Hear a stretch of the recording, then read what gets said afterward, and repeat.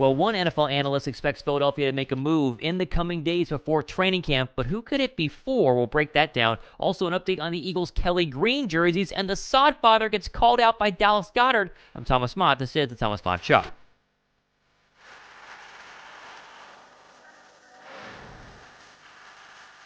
What's up, guys? Thomas Mott here. Welcome to the Thomas Mott Show on a Thursday. Let's start with the Kelly Green jersey update. Now, it's a minor update. We're not giving you the actual release date because we still don't know, even though it seems very strange they haven't announced these things yet. However, Jeff Kerr said this, quote, "For those wondering, the Eagles will be announcing when the Eagles will be announcing the Kelly Green jerseys soon. The uniforms have to be submitted to the league by July 1st. So they've obviously submitted these as it is July 13th right now. And the question is how soon? I think sooner rather than later. I think within the next couple of days, maybe today, maybe tomorrow, maybe sometime next week before training camp, those jerseys are going to finally be announced. One of the last jerseys that we've been waiting on, the Oiler jersey for the Houston Texans or the Tennessee Titans is the other one. But these Kelly Green jerseys, the elusive Kelly Green jerseys that still have not been announced, they're coming very, very soon. Get ready, and then get ready to order one as quickly as possible, because my guess is they're going to sell out very, very quickly. Over here to Jakib Media, who had a very interesting interview or quote from Jody McDonald on Jakib Sports regarding Howie Roseman's plan before training camp to make a move for a free agent. Listen to this, quote,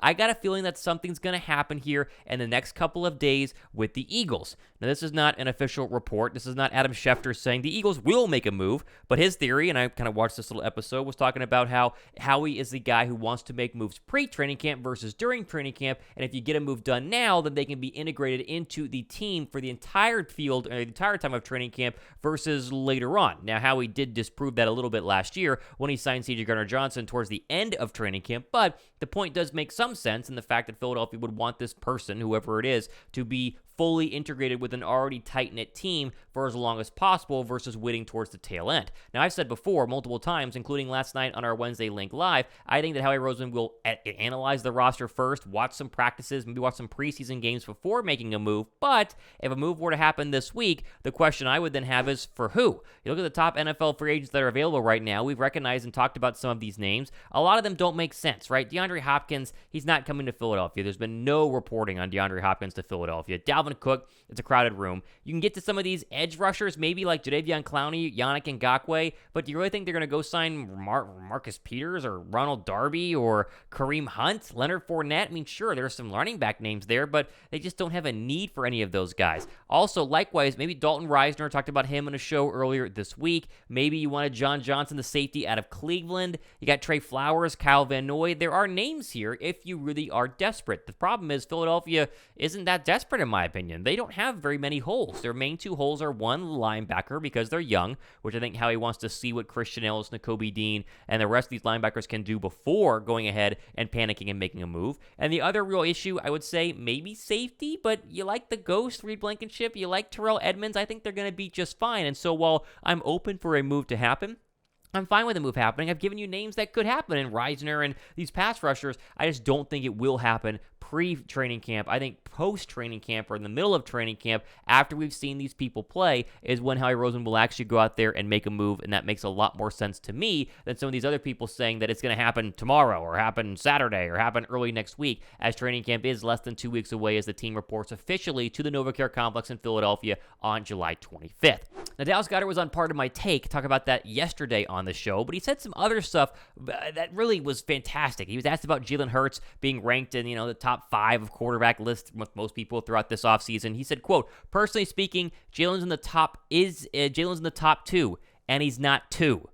That's pretty good." Now, obviously, Dallas Goedert's biased. He hasn't played with Patrick Mahomes. Maybe if he did play with Patrick Mahomes, he would think differently. But he really, really seems high, very high on Jalen Hurts. And this is kind of, par for the course for all the Eagle offensive players who really are trying to convince us that they believe Jalen Hurts is good. And I believe them, right? Now, there are times out there in the National Football League where players will lie and they'll say, "Oh, no, Kirk Cousins, he's my guy. He's really good." When in reality, they know that they'd rather have Patrick Mahomes or Jalen Hurts or another elite quarterback in the National Football League. But I genuinely believe A.J. Brown, Devontae Smith, Jason Kelce, now Dallas Goedert, when they say, no, he legit is really, really good, and he might be the best quarterback in the National Football League. Now, he needs another year after what he did last season to back it up, essentially, for all those doubters or non-Eagle fans out there. But the fact that Godert continues to sing his praises to me is absolutely fantastic. I love seeing that. Thumbs up for Godert and his QB1. Now, the other thing that, of course, is getting all of the love on Twitter right now, or should I say all the hate, is the idea that maybe the SodFather was to blame for the Eagles slipping on the field during the Super Bowl. And while the comments always get mad when you bring this sort of thing up,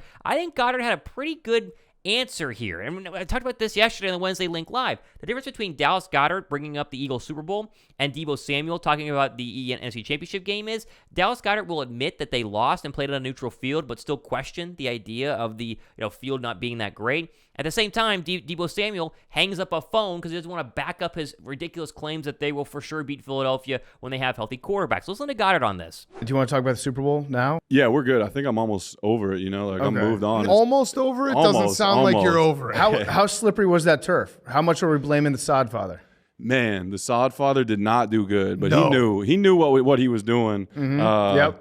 All I can say is it was a great game till the end. If the field was better, if we were playing on turf, I'd take us 10 out of 10, but I have to say that. Yeah. No, the turf sucked. It did. It was. There's a lot of people slipping, you can't make that up, but we played on the same one. I hope we get back and can play on good turf next year. Yeah. I think it's well said. I don't think it's whiny. I don't think it's complaining. Everyone out there saying, oh, my goodness, he's whining and complaining. Will the Eagles ever shut up? I didn't see that at all. I think Dallas Goedert was simply voicing his opinion that it was slippery. It was slippery for both teams. And while Philadelphia kind of got the short of the stick there because their pass rushers are one of their strengths, maybe the outcome could have been differently on a different field. But they're not saying that they, would have won the game guaranteed, but it might have been a little different. And I'm fine with that. And I think overall, the PMT interview, this is just a snippet of it, was really, really good. And Goddard's a lot better on camera than people realize. He doesn't get a ton of love, I think, even though people rank him highly in the National Football League. He was top 5 in the top tight end rankings that came out just a couple of hours ago. But I think people don't realize how just fun of a guy he is, how good of a player he is, and I'm expecting big things from Dallas Goedert this year, and hopefully from Grant Calcaterra as well, who is going to try to be what Goddard was to Zach Ertz. That's kind of the thought process with him, and while he didn't play much or prove much last year,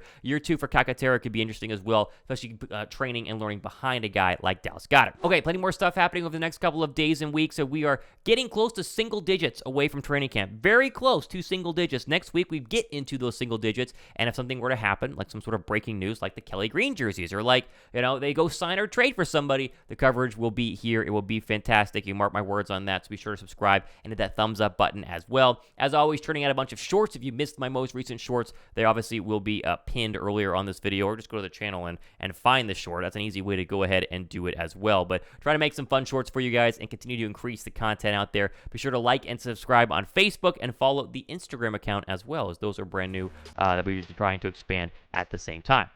Okay, plenty more stuff happening over the next couple of days and weeks.